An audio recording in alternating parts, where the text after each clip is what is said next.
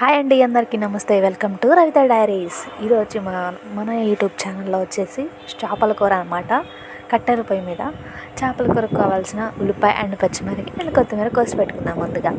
And మనం వచ్చేసి మా కూర వచ్చేసి చిన్న చేపలు అనమాట. చేపలు అయితే చిన్న చేపలు బెత్తులు కాకుండా పెద్దవి ఉంటాయి కదా, ఇవి వచ్చి గొరకలు అండ్ మట్ట పిల్లలు ఉంటాయి.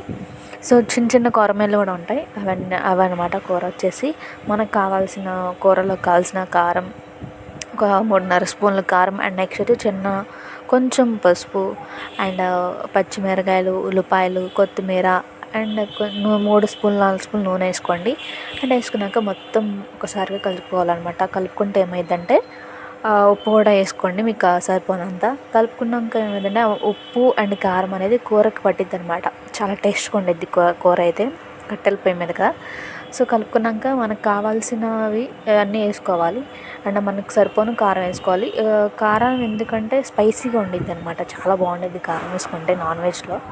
అండ్ నెక్స్ట్ వచ్చేసి మనకి దీనిలోకి మనం చింతపండు రసం కావాలి కదా. చింతపండు రసం అయితే చాలా టేస్ట్గా ఉండద్ది.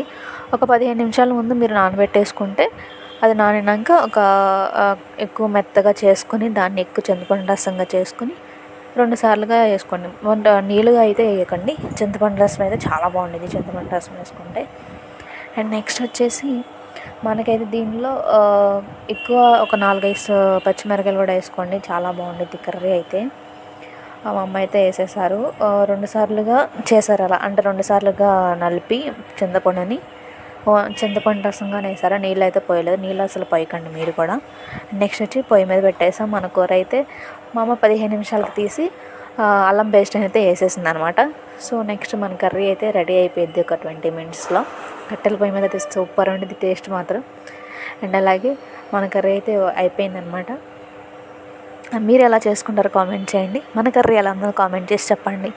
మరి please subscribe and like and share. Next వీడియోలో కలుసుకుందాం. Bye bye. Thank you so much.